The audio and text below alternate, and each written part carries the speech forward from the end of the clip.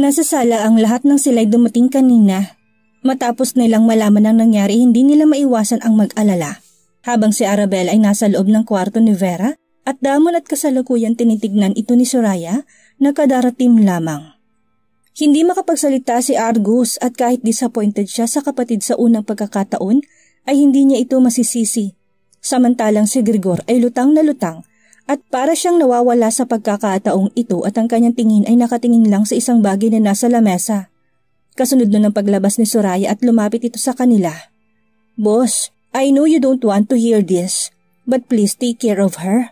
She's too sensitive at kung mauulit man ito, I'm sorry for telling you that your child."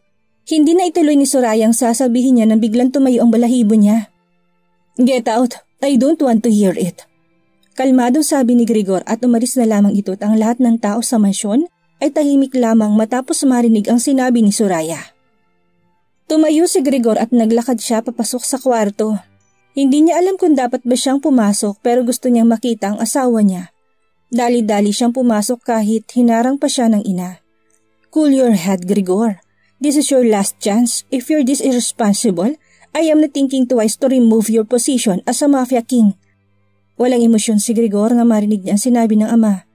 Siya ay nakatingin lamang kay Arabella at kinakalma niyang maigi ang sarili kahit ng kaloob-looban niya ay sasabog na sa galit.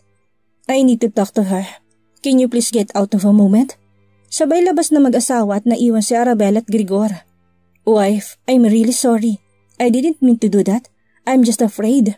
Sabay hawak nito sa kamay ni Arabella at nangangatal pang mga kamay nito. Ngayon lamang kinabahan si Grigor sa buong buhay niya. Nakatungo siya habang hinahalikan ang kamay ni Arabella. Pero isang ngiti ang lumabas sa bibig ng asawa at ginulo niya ang buhok ni Grigor. Kaya naman napatunghay ito't nasilayan ng magandang ngiti ng asawa. "I'm not mad. I can't hate you for doing this. I love you, Grigor." Napatayo si Grigor at tumabi bigla sa asawa. Niyakap niya ito't hindi niya alam ang nararamdaman niya. Basta parang may kung anong kumirot sa dibdib niya at tinalikan niya ito sa noo. "Are you hiding something?" "Grigor, I wanted to know. I'm the one who is clueless. I can't have to afraid. Please, let me know what are you hiding from me." Natigilan si Grigor at panay ang iling niya. Hindi niya ito pwedeng sabihin kay Arabella, lalo na't hindi ganun kadaling sabihin na siya isang mafia king. Ayaw rin niyang mabahiran ng kung ano ang mga mata nito at gusto niyang manatiling inosente. No, you can't understand. It's not good for you to know. Just trust me," sabi ni Grigor. Pero nang makita niyang ekspresyon ni Arabella ay bigla siyang kinilabutan. Ang mga tingin nitong seryoso ay parang nalilisik at agad umiwas si Grigor. Para siyang hiningal at ang alam niya ay tanging kay Damo lang nila ito nararamdaman. Kaya naman napalunok ng laway si Grigor at muling tiningnan ang mata ng asawa at ganun pa rin ang ekspresyon niya. "Now I'm mad. I hate you, Grigor. Kung hindi mo sasabihin sa akin ay maghiwalay na tayo." "What? What are you saying? Makikipaghiwalay ka sa akin? Are you kidding me, Ara?" Halos tumaas ang boses ni Grigor sa sinabi nito at napatayo siya sa kama. Kaso isang irap lang ang ibinigay sa kanya ni Arabella na nagbigay ng isang malaking inis kay Grigor. Hindi niya alam kung ito ba ay trap lamang para kainisin siya at mapaamin. Kaya bumuntong hininga ito't saka umiling muli. "I won't tell you. It's better that you don't know everything. Then it makes me curious. If you won't tell, then I will ask them." Sabay umirap muli si Arabella at tumawa ng mahina si Grigor. Palibhasi confident siyang walang makakapagsabi nun kay Arabella, tangi siya lamang. "Go ahead and try me. They won't give you any clues and answer." Nang marinig ito ni Arabella, sumama ang tingin niya. Hindi niya alam kung anong klase ang tinatago ng lahat sa kanya, pero bigla niyang naalala si Homer at Chiron.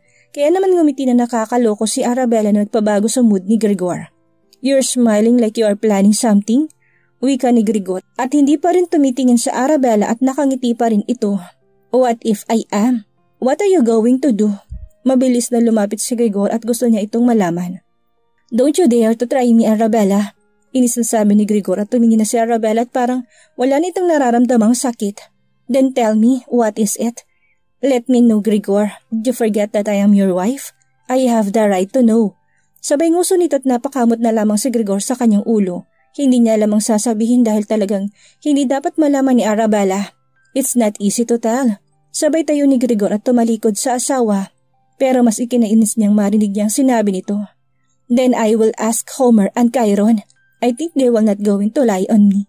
Am I right?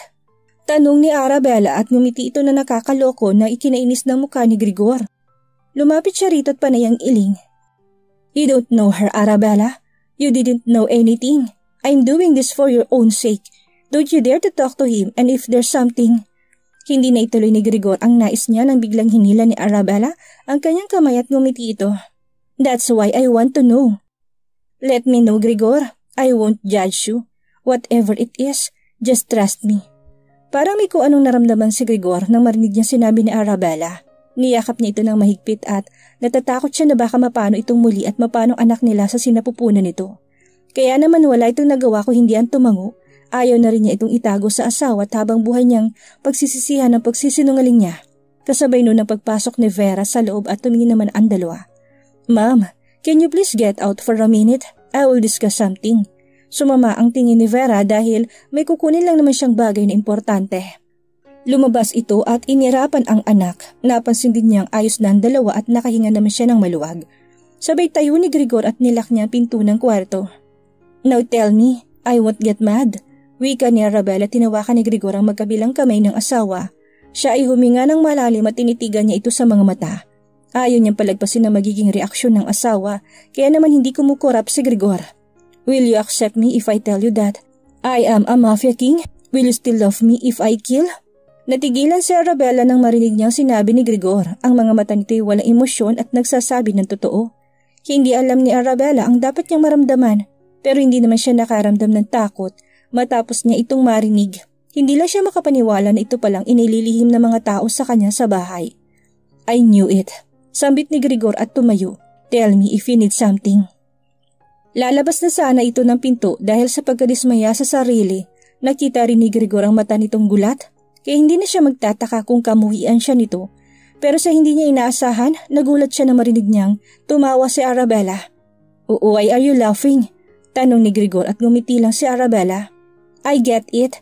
Ang dali-dali lang naman sabihin pero hindi mo masabi sa akin. Nakakapagtampo tuloy. Gulat ang mukha ni Grigor nang makita niyang reaksyon nito. Hindi niya alam kung siya ba ay makakahinga na nang matapos niya itong sabihin kay Arabella. Nilapitan niya ito at niyakap ng mahigpit.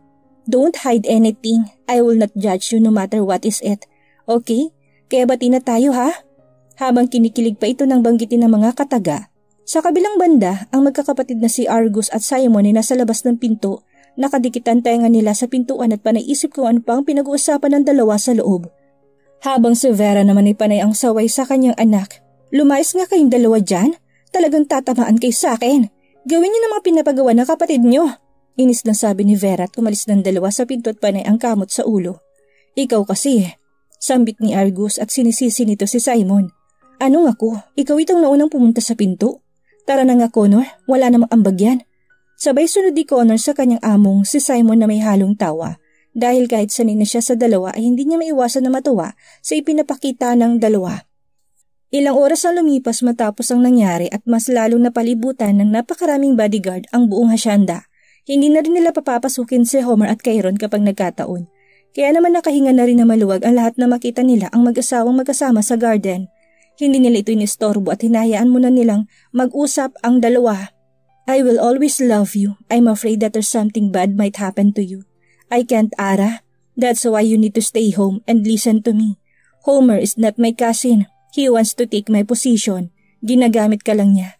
Please mag-ingat ka, lalo na kapag wala ako. Walang rason para magtiwala ka sa iba. Ako lang, Ara. Ako lang. Punong-puno ng pagmamahal ang sinabi ni Grigor sa asawa. Isa lamang ang gusto niyang mangyari, ang magtiwala sa kanyang anghel dahil hindi naman niya ito kayang biguin. I will. I'm sorry. Sabay yakap ni Arabella at ang dalawa ay pinagmamasdan ng lahat. Habang ang kanilang dibdib ay hindi maiwasang matuwa at malungkot. Hindi nila alam kung bakit maging sila'y kinakabahan. Parang may mangyayaring hindi nila inaasahan, pero kailangan.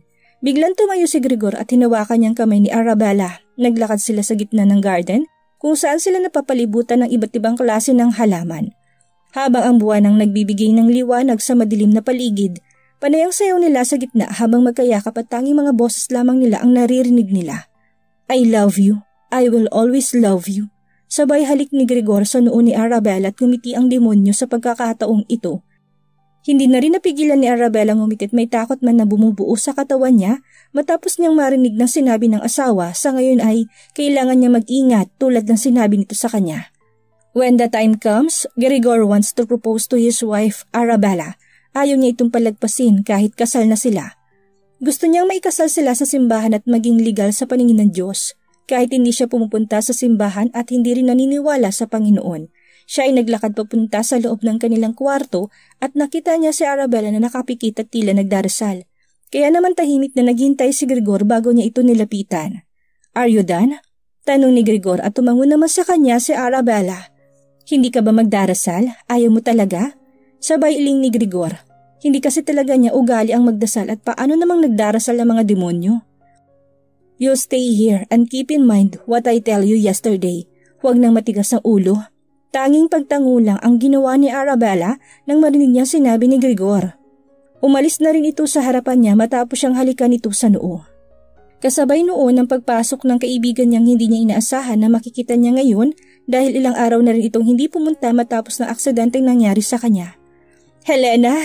Masayang bati ni Arabella at niyakap naman siya ng kaibigan. Mahigpit ang pagkakayakap nito at parang hindi na nga sila makahinga. Ang dami kong nabalitaan. Natatakot na tuloy ako, Lady Ara. Sabi ko na nga ba't masama rin ang kutob ko sa dalawang yun. Makinig ka naman kasi minsan. Hindi na maiwasan ni Helen ng sermonan ang kaibigan. Kahit naamon niya ito, hindi pa rin maalis na siyang kabahan ng husto. Nang maikwento kasi ni Connor ang nangyari, hindi siya makapaniwala. Palagi na lang nalalapit sa disgrasya si Arabella kahit na hindi naman dapat. Hinawakan ni Helen ang tiyan ni Arabella na medyo lumalaki na at halos kita na rin ito sa suot niyang bestida. Siya ay naiyak at panay ang punas ng kanyang luha. Kaya naman hinawi ito ng kaibigan at binigyan ng tissue na nakalagay sa gilid ng kama. Bakit ka naman umiiyak? Ayos lang naman ako. Okay na ako, Helena. Wala ka nang dapat ipag-alala. Kaso kahit anong gawin ni Arabella ay hindi kumakalma ang kaibigan niya. Tumayo ito't sa kahinila ito palabas. Sila'y sumakay sa elevator pababa at sinalubong naman sila ng mga katulong. Wala kasing tao ngayon sa asyenda at may pinaghahandaan ng lahat. Habang nagtataka naman si Arabella kung bakit sobrang daming niluluto ng mga ito, tinungo niya ang kusina. Judy, anong niluluto niyo at saka bakit ang dami? May party ba tayo? Natatawa naman sila sa narinig nila at saka umiling. Nagtitigan ng lahat at nagkatanguan pa, kaya mas lalong nalito ang dalaga. Wala po, Lady Ara. Sadyang nagpaluto lang si eldest young master. Gusto raw kasi niyang ipaghanda ang kasiglahan niyo. Sabay ngiti ni Butler Ted at napangiti naman si Arabella at kinilig. Sila'y natutuwa sa balita na okay ang anghel pero hindi rin maiwasan nakabahan sila matapos na malaman nila na hindi ito pwedeng mapaano pa. Kaya bawat kilos nito ay tinitingnan ng lahat. Baka mamaya kasi madisgrasya na naman ito't iyon pa ang dahilan na magising palalo ang demonyo sa katawan ni Grigor. Sa ngayon ay kumain na po muna kayo. Aniya ni Judy at nilapag nilang ilang pasta ng pagkain sa lamesa. Hindi ka ba nagsasawa dyan? Parang mayat-maya na lang ang kinakain mo. Tanong ni Helena at tama naman siya. Simula nang mabuntis si Arabella, ito lamang ang kanyang kinakain. Kaya naman kahit ang iba'y nauuta sa pagkain niya, siya naman ay hindi. Hindi ko rin alam pero ito lang ang tinatanggap ng katawan ko. Siguro sa susunod naman ay hindi na. At hinawakan itong tiyan niyang kitang-kita ng suot niya. Pero sa hindi nila inaasahan, nakarinig sila na nag-aaway sa labas ng mansyon at napahawak naman sila sa kanilang sentido dahil mukhang may gulo na namang mangyayari. Lumabas ang ilan sa kanila at sumilip habang si Judy at Helena ay nasa unahan ni Arabella. Kumilos sila agad at binantayan ang dalawa pero nang makita nila kung sino ang nasa labas, sila'y pumasok na ulit sa loob at hinayaan lamang ito. Anong nangyayari? Sino yun?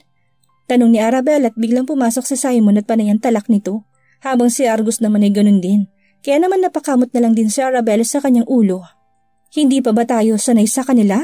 Halos ganyan naman sila kapag magkasama, sabi ni Butler Ted at tumango-tango si Judy. Matagal na nilang kilala ang dalawa, kahit nga 1 taon pa lang nagtatrabaho si Judy sa pamilya ng mga Tomaro, napansin kasi niyang magkaribal ang dalawa pagdating sa panganay na kapatid na si Grigor.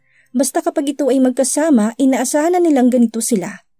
Kahit araw-araw pa yan ay hindi sila magsasawang magtalo. Argus, ano ka ba naman? Talagang uuwi na ako sa France after nito. Masyado kang maramot, hinihiram ko lang naman tong coat mo.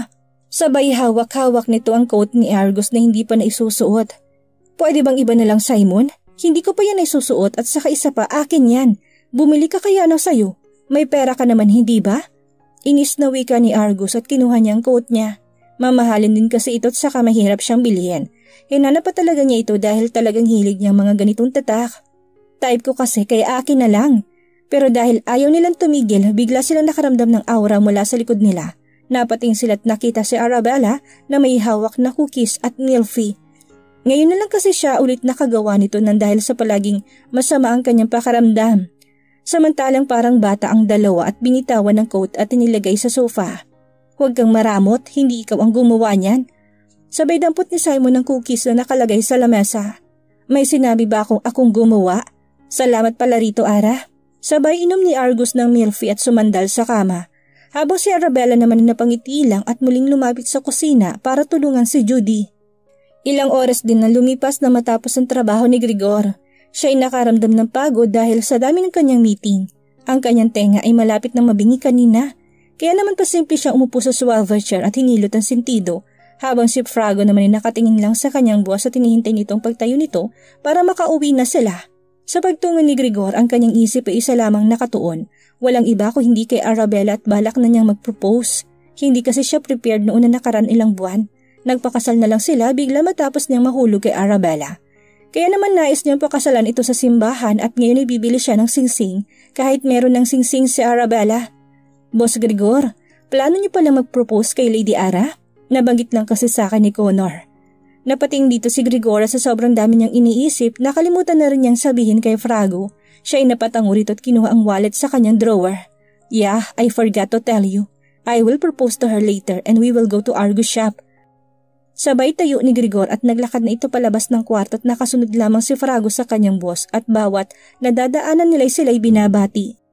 Boss, ayos ka lang po ba? Nakapagpahinga ba kayo? Napatanong na si Frago matapos niyang makita ang mukha ni Grigor na parang binagsakan ng langit at lupa. Parang hindi pa ito nakatulog nang dahil sa itsura ng kanyang mga mata. Mapungay ito ngayon at madali niyang naipinta. Hindi tulad dati na kahit ito'y pagod, hindi naman niya nahahalata dahil sa nakakatakot nitong ekspresyon. I didn't sleep well. Maiksing sabi ni Grigor at panaisip kasi niya sa nangyari sa asawa niya kahapon. Parang mapuputol na nga rin ang ugat niya sa kakaisip at mapuputol lang dahil sa inis at galit niya kay Homer. Sa tuwing naiisip niyang nangyari, hindi niya maiwasan na magalit sa sarili. Gusto niyang parusahan ang sarili nang dahil sa mutik nang mawala ang anak nila. Baka mamaya hindi kayanin ni Grigor ang galit at hindi niya makontrol ang sarili at tuluyang maging ganap na demonyo. I know you're afraid, pero kailangan niyo rin pong tatagan ang sarili niyo. Napatingin dito si Grigor at umiwas ng tingin si Frago habang busy sa pagmamaneho. Nilakasan na kasi niya sarili niya sa ganun ay masabi niyang nais niya. Palagi kasi siyang nag-aalala rito ngayon at sunod-sunod ang kamalasan ng kanyang amo. Pero kahit na anong salita'y walang narinig si Frago at siya'y nakahinga ng maluwag. Mukhang naintindihan ni Grigor ang nais niya. Bumaba sila sa jewelry shop ni Argus at kukuhanin niya ang pinaka-latest na singsing. Hindi na siya makapaghintay na makitang suot-suot ito ni Arabella at agad silang pumasok sa loob. Ang mga taong inaantok ay biglang nagising nang makita nila si Grigor. Hindi nila inaasahang pupunta rito ang kapatid ng kanilang boss. Kaya naman sila naging alerto at nagsanyasan kahit kinakabahan. Give me the latest design. I need it now. Para silang mga kampo ni Flash at mabilis na tumakbo. Sa kanilang pagtakbo't pagmamadali ay may kaba at takot na namumuo sa kanilang katawan. Ang malamig na boses ni Grigor ay nagbigay sa kanila ng chills at dahil na rin sa itsura nito na parang wala sa mood. Dala-dala nila ang tatlong klase ng singsing at agad nakuha ni Grigor ang atensyon ng isang singsing na nasa gitna. Napakaganda nito at kakaibang pagkaputi. Parang nasobrahan sa pagiging kristal at makikita mo rin na sarili mo sa diamond na nasa gitna kung tititigan mo ito. I like that. Sabay turo sa singsing at agad naman silang tumangot kinuha ito.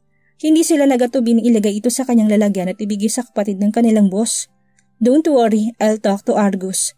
Sabay lakad ni Grigor palabas ng shop at sumakay sa kotse. Siya ay satisfied sa singsing na pagmamayari ng kapatid niya. Alam din niyang itong singsing na pinaghirapan niyang hanapin sa loob ng 3 taon. Kaya sure si Grigor na magre-react yun kapag nakita ang singsing na hawak niya.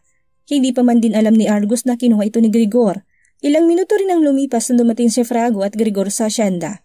Sila'y pumasok sa loob matapos silang batiin ng mga katulong sa labas at sobrang daming bodyguard. Pagpasok nila, sumama lalo ang pakiramdam ni Grigor sa kanyang nakita. Ara, tingnan mo naman. Sa akin mo binigay, siya ang kumuha. Inis na sambit ni Argus at nagawa pa nitong magsumbong kay Arabella. Wala pang ilang minuto nang maubos ng dalawang magkapatid ang cookies na ginawa ni Arabella.